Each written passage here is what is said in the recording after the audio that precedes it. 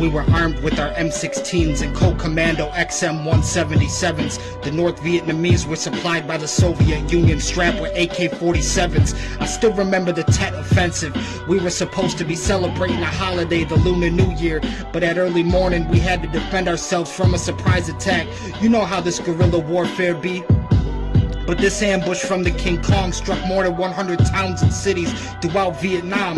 The North was killing their own people, more than 10,000. We felt surrounded by napalm and bullets, but the Marines said this should be the end of Phase 3, September 23rd.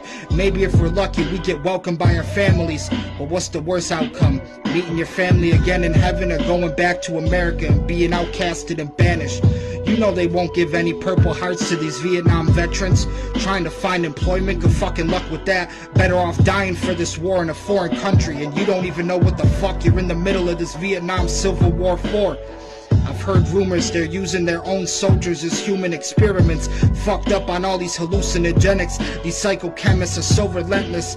I watch my post at night, afraid to close my eyes, but there's nothing but darkness around me. I hear some footsteps behind me, turn off my safety and sprayed a woman with both their babies. I tried explaining it could have been another guerrilla invading. It started raining, the thunderstorm covered their bloody bodies in muddy paintings. Every nightmare I see their faces. We fucking slaughtered these innocent indigenous civilians. I think the worst shit is, you can't even tell who the enemy is. Cause these North Vietnamese go undercover and disguise themselves as the Allies. My squad leader is a bounty hunter, he collects bounties from the VC. You didn't understand that double entendre. Collects bounties from the VC like virtual currency. So for these Marines, another day, another dollar. He gets paid by the head, so we go into Vietnam villages to sever anybody sleeping in bed. Talk about guerrilla warfare. I never thought it would get this chaotic. It's apocalyptic. Apocalypse now is our vision.